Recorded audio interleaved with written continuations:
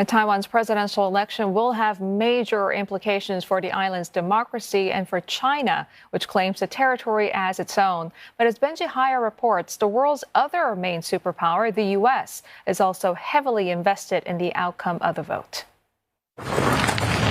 November. President Joe Biden and Chinese counterpart Xi Jinping shaking hands on U.S. soil in San Francisco. What's your message to China today?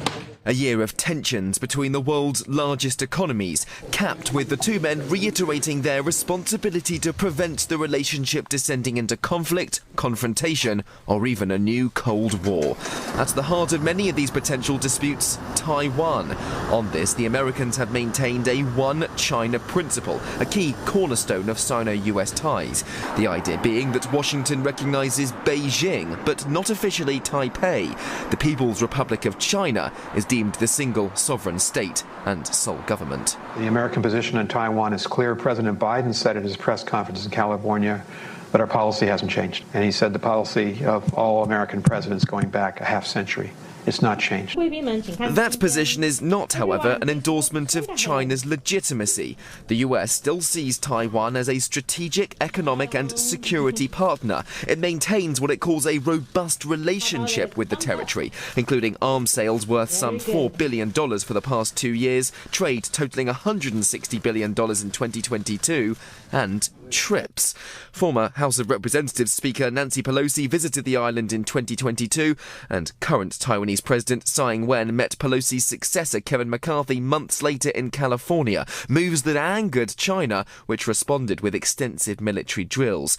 Yet this could all change after the election. The biggest thing that people in the U.S., the policymakers, worry about is that Taiwan will flip suddenly.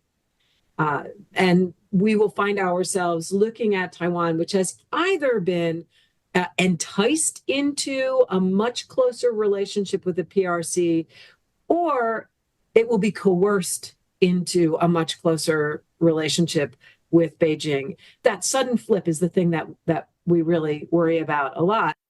Victory for the Kuomintang's Hou Yu-ih, China's preferred contender, may deliver just that, putting a serious strain on the delicate status quo.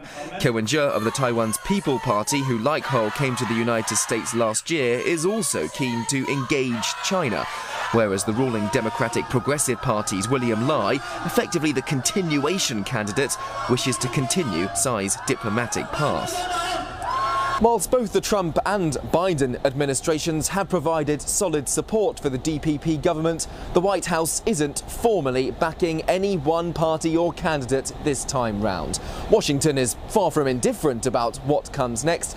It's just the thinking here is that it would seem imprudent to offer an endorsement, either overtly or tacitly, given the race remains very much in the balance. And, of course, the US president would have to work with whichever winner the Taiwanese people pick.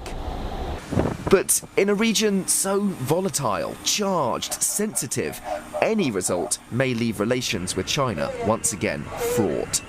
My expectation would be that if the KMT wins, the PRC will perceive that to have happened in spite of the United States. And if the DPP wins, the PRC will perceive that to have happened with the connivance of the United States. So either way, the U.S. is somehow in the doghouse, whatever the outcome may be. One of these men will be Taiwan's leader later this week. Across the Pacific, trepidation and wariness as the U.S. waits to find out which. Benji Hyer, CNA, Washington.